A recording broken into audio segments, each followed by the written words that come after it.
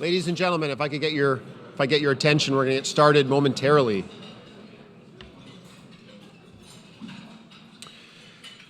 Ladies and gentlemen, please join me in welcoming our webcast viewers. My name is Andrew Graham. I'm president of the Canadian Club of Toronto and very pleased to be your host for today's event.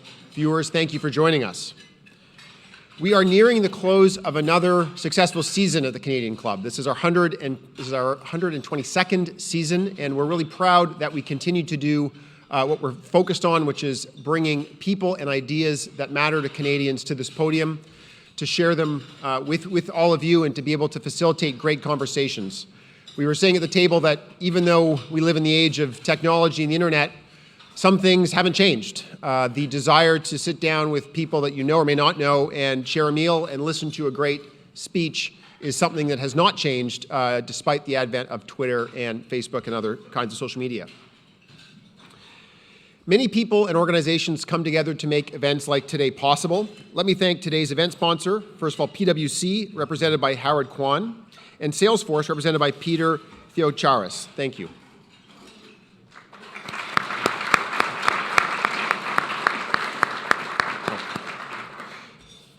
I guess, I'm not sure Peter could join us in the end, but we're really pleased to have Noelia Hernandez here as well. So thank you very much for joining us.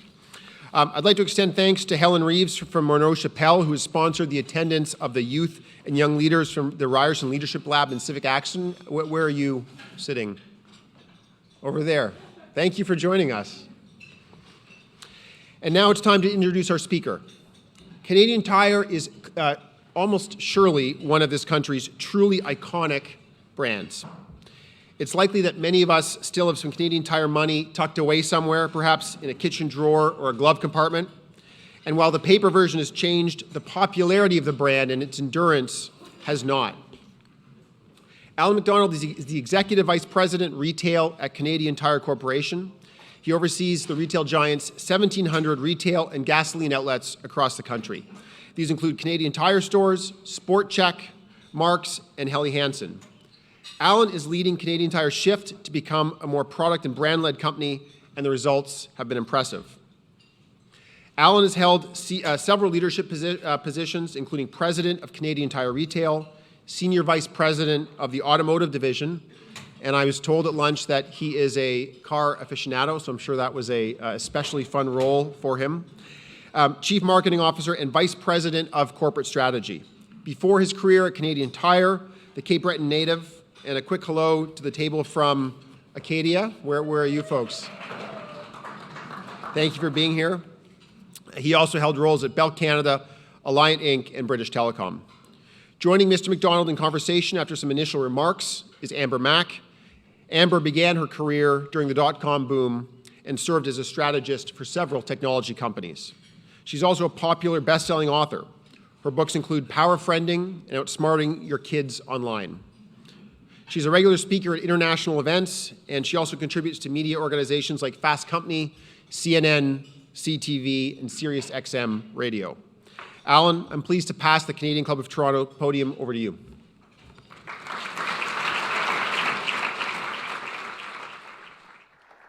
Thanks so much. Wow. What an introduction. What an event. If any of you ever get the opportunity to address the Canadian Club, take it. It's, I was informed earlier today, as you saw in the video, that you're joining the likes of Winston Churchill and Amelia Earhart, if you can believe that. So what I lack in popularity, I'll try to make up for in enthusiasm. You know, it's such a pleasure to be here. Thank you very, very much.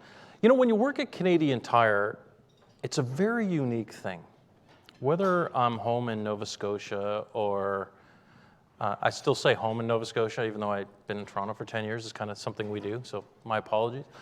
Back in Nova Scotia or Saskatchewan, where I'm leaving for this afternoon, when someone finds out you're a member of the leadership team at Canadian Tire, they immediately want to tell you their Canadian Tire story. It's quite something, and you can probably all relate. They worked at Canadian Tire. Saturday mornings, Canadian Tire with Dad is a huge recurring theme that we hear. First bike, first skates, first camping trip. There's something about the relationship Canadians have with Canadian Tire that's quite unique. They're always proud to tell you their story. And they typically don't feel that way, I don't think, about other retailers. And we often ask why. Why do people want to relate their story of Canadian Tire? Well, I think partly it's because it brings back memories of accomplishments. We talk about being the home for the jobs and joys of life in Canada. Well, some of those jobs are big accomplishments, and some of the joys we just talked about. They're childhood memories or adult memories, but there's an affinity people have with our brand that has a lot to do with life in Canada. It's tough to build that, and it's not just about the product. People seldom feel romantic about a sweater they had when they were 12 or their dishwasher. There's something about Canadian Tire. So I'm often asked, how do you create that relationship with your customers, and how are you going to sustain it? What makes it so special, and how are kids born in 2019 going to feel that same thing when they meet the president of Canadian Tire 30 years from now? What are they going to say? Well, their life is going to be totally different than ours. Their jobs and their joys of this lifetime will not be the same as the jobs and joys of our lifetime. So how do we make that possible? How do we stay relevant? That's what I'd like to talk to you a little bit about today. I think staying relevant has to do with a couple of pretty fundamental things. One, you got to be curious. Never, ever extinguish that sense of curiosity. You have to be willing to challenge and adapt your model. Model's another way. You can say process or you can say tradition. But you have to be willing to reinvent yourself. And you have to be able to build loyalty with those that are following you. So today, I'd like to talk to you a little bit about some of the changes in retail. They're obviously very, very dramatic, very substantial, and it's an uncertain time. But I believe Canadian companies have lots of reason to be optimistic, and they have a very successful future ahead of them if they do a couple of really important things. Play the game, the long game, and not be too distracted by the immediate. Stay true to who they are, but also be willing to completely reinvent themselves. Not easy to do, but we're going to tell you how we think about it at Canadian Tire, share with you some of the thoughts and ideas that have worked for us in the past, and maybe there will be a little bit of insider wisdom into that that'll be meaningful to all of you. So let's first start with understanding what's changing, and more importantly, what's not. Getting this right is incredibly important. You're going to hear me talk about this over and over, but there's facts behind the headlines that are slightly different, and when you look at them closely, the conclusions you draw are a little bit more informed. So let's start talking about people. Okay, everybody wants to talk about millennials, right? I think millennials get a bad rap. So they're lazy, entitled, they live in their parents' basement, they're altruistic, they recklessly spend money on experiences, and generally not making that much of a contribution to society. Well, is that really true? Or are they just the next generation that the last generation likes to judge? They're really, if you think back to younger generations, are they that different? They're just young people who are trying to live a different life than their parents did in a different world. Do they even look that different? Coachella is the new Woodstock. Hipsters are the new hippies. Hippies popularized marijuana. Hipsters were kind enough to legalize it. They're just another generation of young people who are passionate and full of optimism, and they're looking to live different lives than their parents in a different world. But so were their parents. They're so similar. This photo struck me. If you'd like to take a guess of which one is Coachella and which one is Woodstock. Well, if you've got a really keen eye, you can probably tell by the sunglasses. The photo on the right is Woodstock, and the one on the left is Coachella. Really not that different when you look a little bit more closely. But one of the ways millennials are often cited as leading a trend and being different is they don't own cars or houses. And as a retailer, people say that's really important. Blanket statements, millennials don't drive. Well, in some cases that's true, but that has nothing to do with millennials in my mind. That's about urbanization. So let's talk about urbanization for a few minutes. No big surprise that more people are migrating to Canadian cities now than ever before. But that's not just a millennial trend. Aging Canadians are downsizing to be closer to their family, to their grandkids, to healthcare. New Canadians tend to migrate to major centers. And when you look beyond the headlines, what are the impacts of things like home ownership? Well, in 1980, 6% of new housing starts in Canada were condominiums, 6%. In 2018, 33%. So virtually today, 1/3 of new houses in Canada are condominiums. Now, the average condominium in Canada is 750 square feet. The average house in Canada, when you include the basement, is about 3,000 square feet. Think about the practical reality here. Forget how people feel about life and technology and all those things. Practically speaking, we have a physics problem. Because people who live in condominiums simply not only don't need, but have nowhere to put a lot of the products that Canadian Tire has been famous for. If you look behind me, this is a parking lot, obviously, something near and dear to our hearts at Canadian Tire. On the left, you see 4.5 parking spaces, which is roughly 750 square feet. And on the right, you see 19 parking spaces, which is roughly 3,000 square feet. The reality is, condo, house. 1/3 of new houses in Canada, condo. No front yard, backyard, attic, shed, garage. The products we're famous for, they just simply don't need. So as the average house in Canada is shrinking, our product assortment is actually growing because this is a whole new market for us and for other retailers that we're going to have to understand. And this is where, these examples over and over you'll see, if you're not prepared to reinvent and to change, you're chasing a market share that's shrinking. But another big factor that's impacting our lives is obviously the acceleration of technology. I don't need to tell you much about this, and I think it's, we can spend too much time in technology, and I'll tell you a lot of the things you already know. But technology is obviously impacting everything that we do. How we communicate, how we do our banking, how we share experiences, and of course, how we shop. At Canadian Tire, we exist to help people with the jobs and joys of a lifetime in Canada. Imagine how those jobs and joys are changing because of the impact of technology on everything that we're doing. I'll give you a little example. Not surprisingly, screen time with kids has gone up quite a bit over the last couple of years. How much may surprise you? 5 years ago, the average screen time for a child in Canada was 2 hours a day. Today, 7. Now, 7 hours a day of screen time, to put that in context, is the equivalent of flying from Toronto to Paris every single day. That's how much technology is impacting the lives of kids. So what does that mean for retailers? Well, behind the blanket statement, frankly, we don't know. You can ask yourself some pretty important questions like, is this the death of the playground, of the bike ride, of the fishing trip? Are they going to be replaced by technology? Well, and there's alarming reasons to believe that may be true. The game Fortnite, which my 7-year-old is obsessed with and has never seen. It's that popular. But the game Fortnite went from launch to 250 million users in 24 months. And the NCAA in the States is now offering athletic scholarships for e-gaming. The impact of this is real, and where it's going to go, we don't know.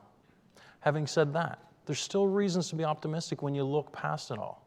Today in Canada, enrollment for athletics, for recreational athletics for kids is at its height in history. It's never been higher. And last year, Canadian Tire family of companies sold 500,000 bikes. So people are still enjoying those jobs and joys. They're just being redefined. There's no reason to give up hope. But technology is not just changing us, it's also changing competition. No great surprise. We've seen technology changing market dynamics, causing barriers to entry to fall. And we all know new competitors are introducing new ways of competing, from e-commerce to direct-to-consumers and online marketplaces. Well, at Canadian Tire, we're responding in kind, as you'd certainly expect, challenging our model.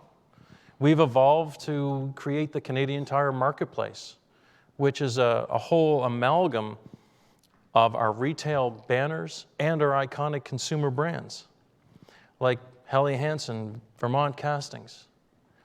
And when all put together, we represent about 450,000 different products and $4.5 billion in revenue from brands that we own. So there's no question that over the past 97 years, we've faced some pretty significant disruption. But we've continued to reinvent ourselves by staying curious and challenging our model and understanding it's okay to change. Challenging your model in retail is incredibly difficult. And I think it comes down to something quite simple. As a retailer, you are what you sell. So changing what you sell means changing what you are. And that's an emotional hurdle a lot of people struggle with. To stay relevant is to provide a relevant assortment and represent the right products, services, and brands. But it's hard. In 1949, we sold milking machines. This is a very popular photo, by the way, because it sits outside on the wall, right outside the coffee counter on our floor, so everybody knows this photo. In 2019, we sell espresso milk steamers. We have to be aware life's changing. You remember that ad campaign that Canadian Tire is more than just tires? Well, today we're opening a new store in Liberty Village, completely different format, with a 250 square foot condo mock-up to show space-saving products and new sort of products that we're bringing to market specifically just for condo living. And one of the questions we struggle with is how do we confidently make these types of decisions? Is it gut instinct? And it's tough to trust your instinct today in a data-driven world. One of the ways that we do it is we have an 180,000 person panel. So we've gotten an amalgam of Canadians together and we've made them product testers for us. And I can tell you they're brutal. Some of you may be product testers for it. The Tested for Life in Canada badge you see on a lot of Canadian Tire products, numbering in the thousands now, is the child of this panel. We'll ask Canadians to give it a rating for relevance, for quality, and it doesn't get launched unless it gets at least a 4 to 5 star rating by Canadians. That type of connection with our consumers is incredibly important because it's not so much what they approve, it's what they don't. We test it for relevance, we test it for brand, for quality, for price points, and they've been critical in taking the subjectivity out of creating your assortment and actually making sure you're accountable to your customers for what you're bringing to market. The other way we do it is using the power of data. So we have 1,700 retail locations and about 500 million unique visits to our Canadian Tire family of company digital properties every year. That provides incredible insights in terms of how people are searching, what they're buying, what they're looking at, and what they're responding to. Not only that, but of course what they bought. So let me tell you a little story. Retail is detail. It's one of the things I learned when I joined. It all comes down to one product, right? Because you are effectively that one product that's in the basket that's meaningful. So it always breaks down to something quite granular in retail. So let me talk to you for a minute about hockey sticks. Something near and dear to my heart, I'm sure yours. What % of Canadians do you think shoot left and right? Hockey. Roughly 50-50? 70-30? Well, we for about 96 years thought it was 50-50. And the last 12 months we got a little insight. It's actually 56-44. 56% of Canadians shoot left and 44% shoot right, thanks to being the number 1, 2, and 3 biggest hockey retailer in the world. We figured that out based on historical sales. But what's really interesting is that in the Maritimes, 75% of people shoot left. And in BC, 75% of people shoot right. Now, I don't know if that's an East Coast, West Coast thing, but the right-hand coast shoots left and the left-hand, maybe it's like the reason the toilets go backwards in Australia. So understanding that, can you believe it's 2019 and we're just learning these things? Think about the impact that has on having the right inventory. Forget the right product, but just being able to stock it appropriately across the country is incredibly important. But it's not just a matter of being in stock. Brands are important too. And if I think of, using that hockey stick example, brands matter. If you look at the innovation in hockey sticks in the last 30 years, a hockey stick has gone from about $20 for the best stick on the market to about $350. And that has to do with innovation and brand. You know, it's funny, in the 80s, Wayne Gretzky rewrote the record books in professional hockey probably forever with a Titan hockey stick. I was joking to the team, I could put a tractor-trailer load of Titan hockey sticks on the steps of Canadian Tire's head office and they wouldn't even get stolen. I mean, you couldn't give them away. But we launched a $389 Bauer stick, limited edition stick last season, and it sold out in 7 days. We had lineups in store, people coming to buy it. That's the power of brands. Brands can break commoditization, they build connections with their customers, and of course, from a profitability standpoint, they elevate you beyond commodity trading and give you an opportunity to drive profitability in your business. I'm sure I don't have to convince you of the power of coveted brands, but it's something that's incredibly important to the success of our business and retailers going forward. You know, my 7-year-old, Angus, he never asks me for multicolored interconnecting blocks. He asks for Lego. So even at that age, people get it. You know, over the course of the last 98 years, Canadian Tire has partnered with some incredible, famous brands, and we'd like to think we've helped make them even more famous in Canada. The ability to partner with iconic brands is incredibly important as retailers go forward, but it's just one leg of the stool. We've also built a strong stable of our own iconic brands.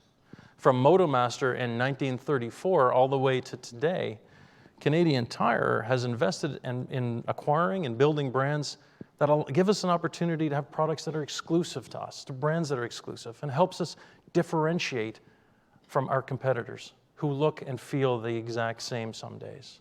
As I mentioned earlier, we have $4.5 billion in own brand sales.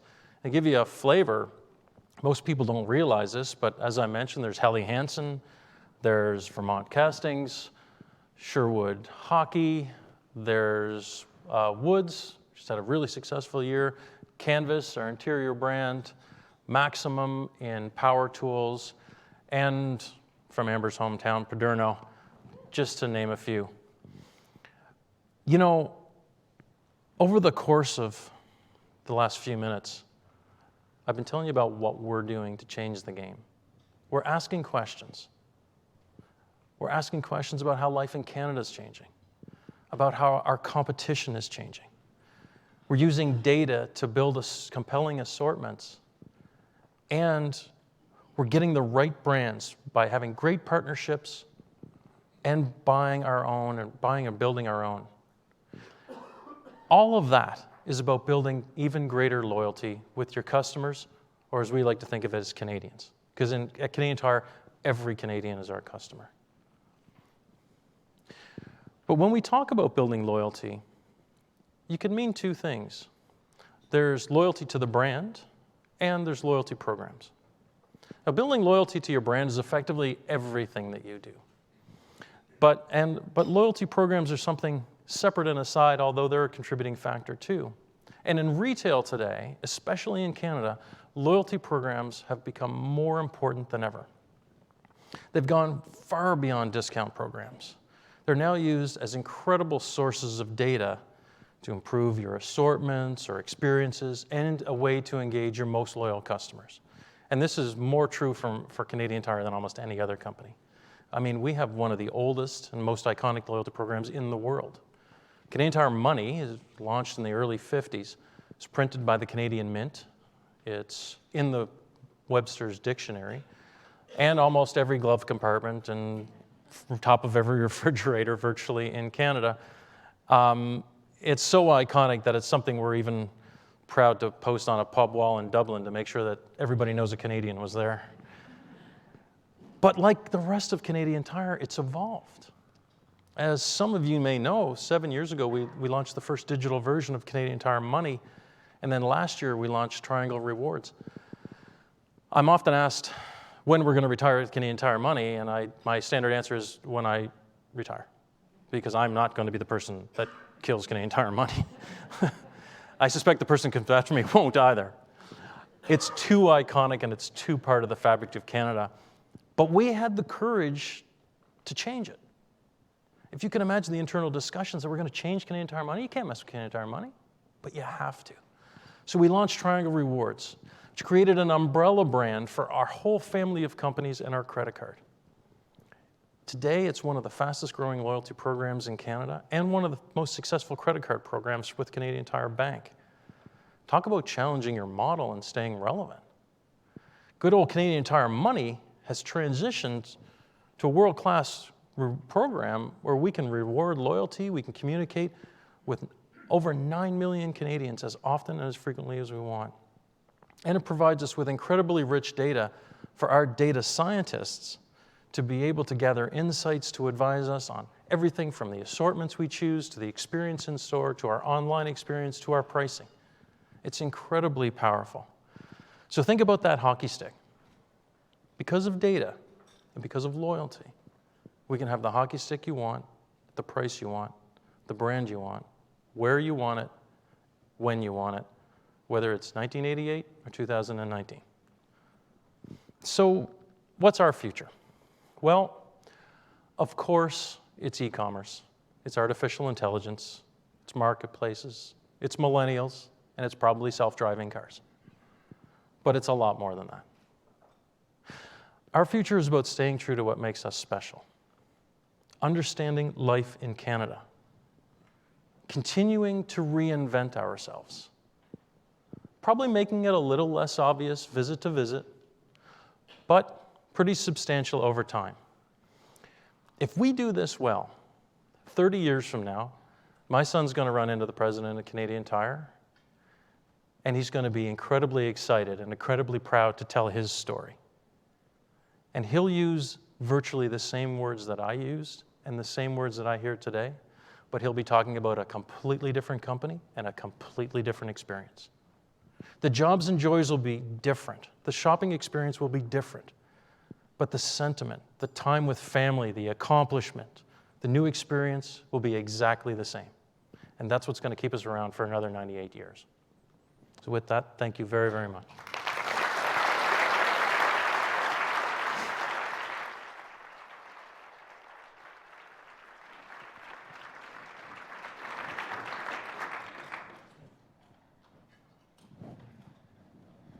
Thank you so much. Thank you. Thank you. All right. I do have a Canadian Tire story spinning in my head. Bring it. Let's hear it. I was living on the East Coast where I'm from. We've talked about this before. And I was going to school at the University of King's College. And I went camping and we bought a tent and it was really quite windy. And the tent blew up into the air and it got a bunch of punctures in it because of a tree branch.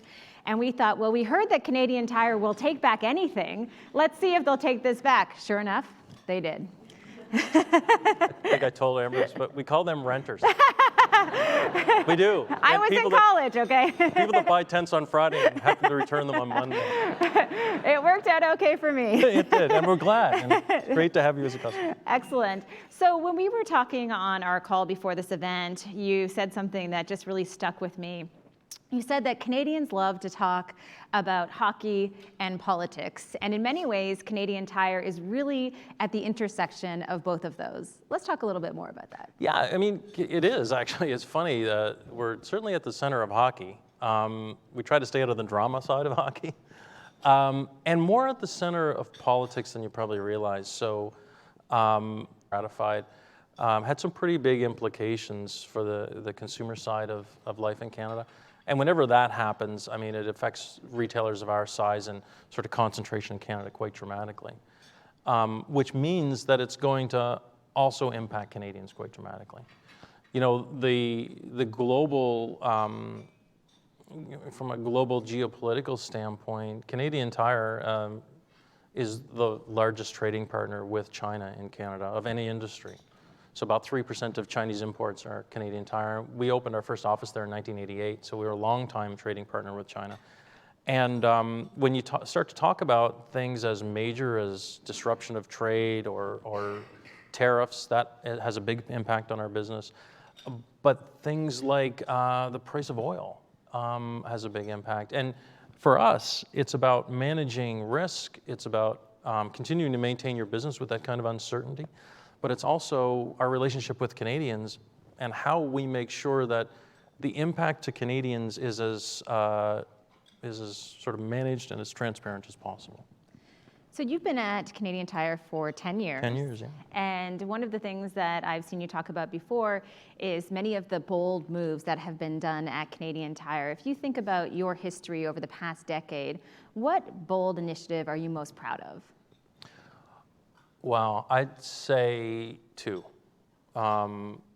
Launching Triangle was game-changing for us. Triangle is going to be, in terms of our aspiration, it'll be the loyalty program and credit card for Canadians, and maybe a few other things that I can't talk about.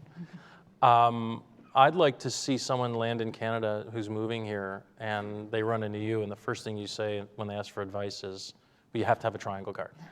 Because you're going to do so much business with Canadian Tire and their family of companies. It's worth it, and the more you do, the better it is, and it just becomes synonymous with life in Canada, the way Canadian Tire Money did.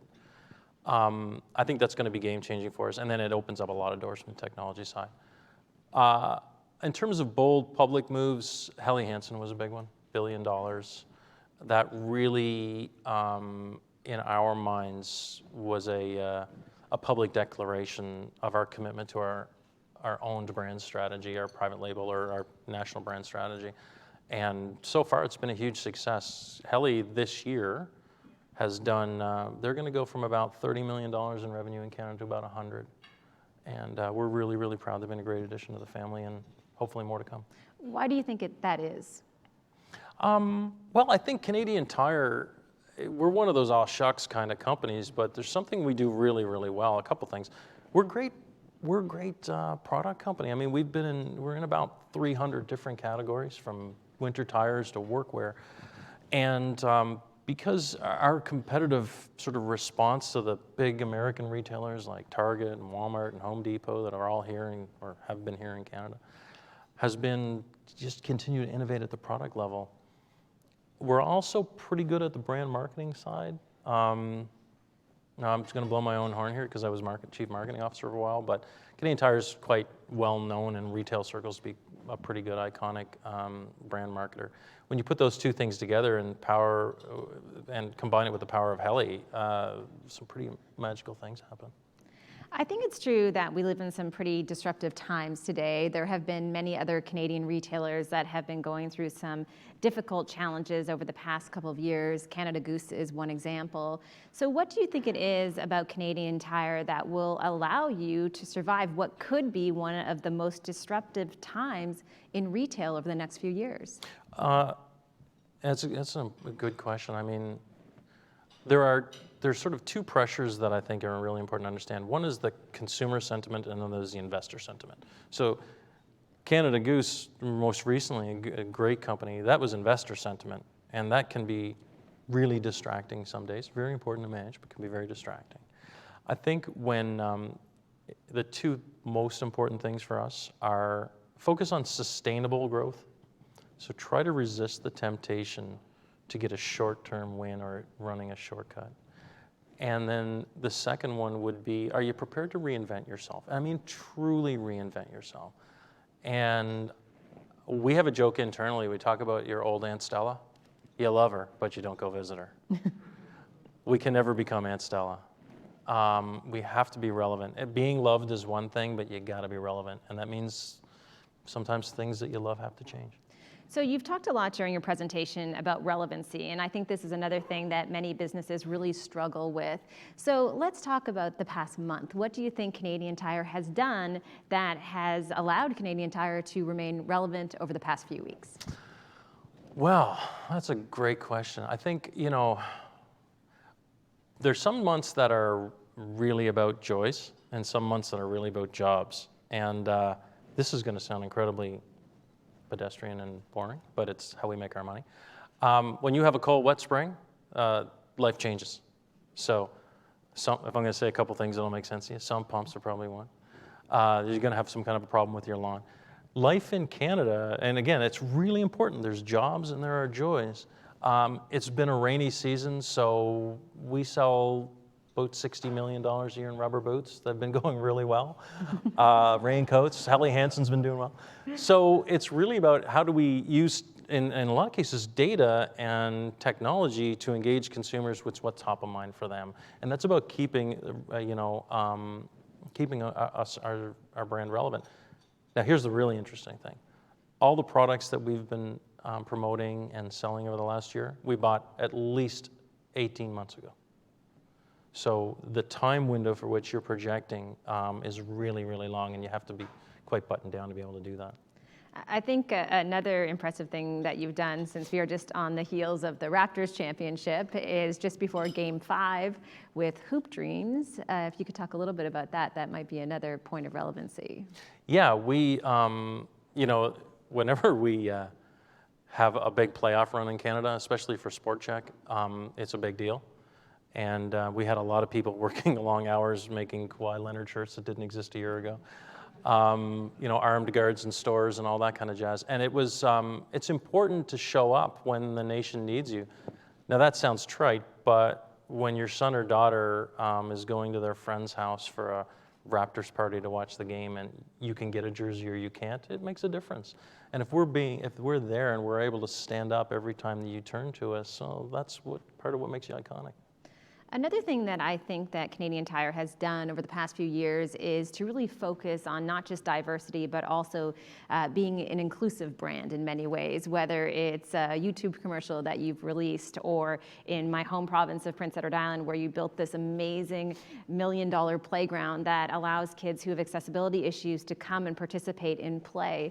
Can you talk about the role of inclusivity at Canadian Tire? Well, so authenticity at Canadian Tire is really, really important to us. And it's been something that's been part of our history. So there are certain things as a brand that we don't do that are perfectly legitimate, but they're just not in keeping with being a Canadian company.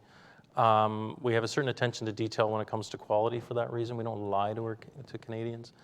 And we try to live as a corporation some pretty important Canadian values.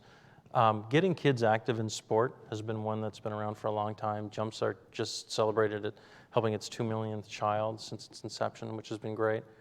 But also, inclusivity and diversity are really important to us. We, during the Olympics last year, we decided to dedicate our Olympic advertising time to this notion. And we did 3 TV ads, one of which was called Wheels. And it was the story of a young boy who was excluded from play because he was in a wheelchair, and then at the end was included. It became the most shared television advertisement in the history of Facebook in the world. And, after 400 million shares, we kind of lost count, but it was covered by most major daily newspapers, and I mean in the world, from the Times of India to Spain to Japan. And we thought, wow, what a great tribute to Canadian virtues that this would be shared and have a maple leaf on it. And the fact that we were behind it was a nice kind of bonus too. We just have a few minutes left, and since I already walked the wrong way around the table, I have to end on time or I'll be not invited back. So I wanted to kind of do rapid fire. We have maybe 3 or 4 minutes left for some questions. This is kind of a big one. The first question is, in a world dominated by Amazon changing customer expectations around shipping and convenience and what that looks like, how is Canadian Tire adapting to meet that same sort of demand? Jury's out on where this is all going to end, so I'm going to try to answer it quickly. But it's going to be disruption, there's no question. Having a great model and mediocre products is a death sentence. So we have to have a competitive model, but a compelling reason to shop us once the model's kind of there and done. And we're working really hard to never lose focus on the facts that the bright products, brands, assortment, and in stock is going to be what makes the difference. You also mentioned something on our call about the environmental impact of some of these big e-commerce giants, which I thought was really interesting. Yeah, I mean, I wonder, part of where this is all going to play out is Canada's a big country, and delivering single units to house, to home, it's very, very expensive. And there is no economies of scale with that. It will always be 10,000 kilometers wide. Having said that, single-use packaging by product, you're effectively getting products at home that are wrapped and then wrapped again. And I'll be interested to see the country's tolerance for that. This is an interesting question. How does the use of digital signage and music play a role in customer experience at Canadian Tire? honestly, Yeah. doesn't make much difference. We've spent a lot of money on digital signage, and frankly, it's been a bit of a bust. Now, when you're, price tags aside, people like to see those. Yeah, we found, at one point we did an interactive shoe wall, and I was on the other side of that argument where I said, I don't get why you'd put digital shoes next to actual shoes. And turns out that the customer didn't really respond. So yeah, that's where you can do a lot of really interesting things, but at the end of the day, people are quite practical, like the touch and feel products. How important is creating a recognizable brand to succeeding as a business in 2019? I feel as though you answered this somewhat in your presentation, but maybe just talk about its importance going forward and how that will continue to drive customers. Well, your brand's everything. I was saying to Laura, we were chatting earlier, it's a circuitous argument. Your brand is everything. And people will think what they think about you based on the experience with you, and therefore that's your brand. And you just start to get this cycle, but we think of your brand as effectively your epitaph, the thing that people say about you when you're not in the room.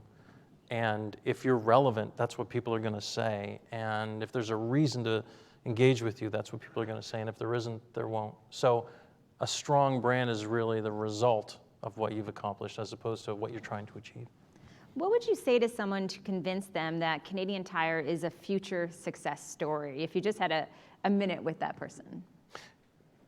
This little strategy of challenging yourselves and trying to keep your head down, focus on your customers, not the newspapers.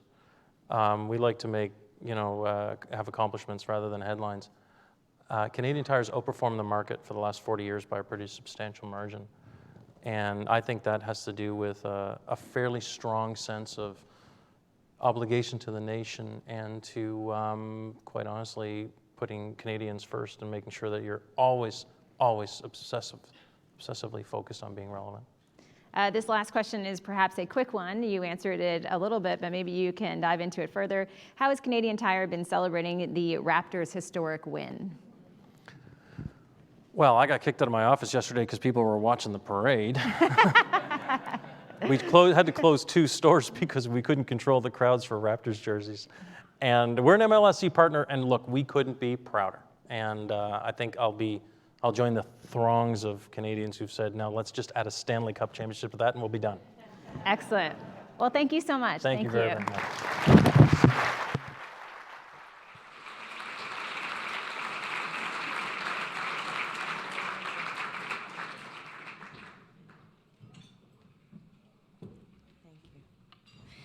Wow, Allan and Amber, thank you so much. Between the Raptors win and this discussion today, I'm feeling like a really proud Canadian. My name's Anita McCuitt, and I'm the treasurer of the Canadian Club of Toronto. On behalf of the club, I want to thank you for sharing your stories of retail success with us this afternoon. I mean, we've all heard the stories and seen the demise of some pretty important brands over the last few years. So we're even more impressed with how CTC has managed to remain relevant, embrace technology, diversify your assortment, and have incredible profitability in spite of all this disruption. And all this after almost a century in business. Really impressive. And as you pointed out, I think all of us, can take away that it's really important to stay curious to the changing needs of the consumer, be it smaller living spaces, increased screen time, data insights, figuring out which way we're shooting in this country. That was really interesting. It was really great to hear that that's the direction and we can see the impact that it's making. I think it's clear this is due in good measure to your leadership. So as the retail landscape continues to evolve, we wish you continued success as well as the rest of the company. And to Amber, thank you for leading a brilliant conversation, and we hope to have you back many times at the club. So, yeah.